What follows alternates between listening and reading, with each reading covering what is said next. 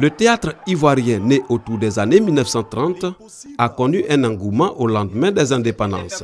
Ce théâtre a même eu le mérite de donner aux spectateurs une culture théâtrale. Fini cette période faste où des hommes des planches comme Adjé Daniel, Diallo Tikwaye Vincent, Werewere Liking, Souleymane Koli faisaient des émules.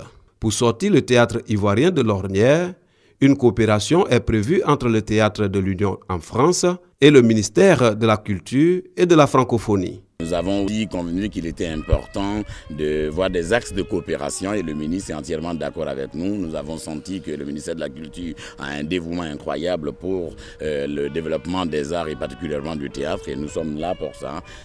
Axe de coopération académique avec l'INSAC, axe de développement de promotion et de diffusion avec le Massa.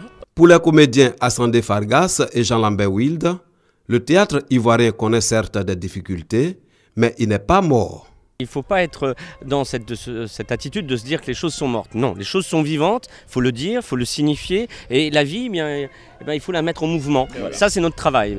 Maintenant qu'il y a cette volonté, c'est aux acteurs culturels d'aller de l'avant, de donner de l'espoir aussi à la jeunesse par la transmission, de leur montrer qu'effectivement, des carrières internationales, puisqu'on parle bien d'une carrière internationale qui est celle de Fargas Assandé, sont possibles. Peut-être qu'on n'a pas la pléthore de représentation, l'engouement des années 80, mais il y a eu un moment, comme dans toute vie, un moment de baisse de régime et moi je pense qu'aujourd'hui tout va repartir. Dans la dynamique de la relance du théâtre ivoirien, une tournée nationale de la pièce En attendant Godot de Samuel Beckett est prévue dans les mois à venir. Cette pièce mise en scène par Jean-Lambert Wilde permettra de voir en attraction deux comédiens ivoiriens, Assandé Fargas et Michel Boyeri.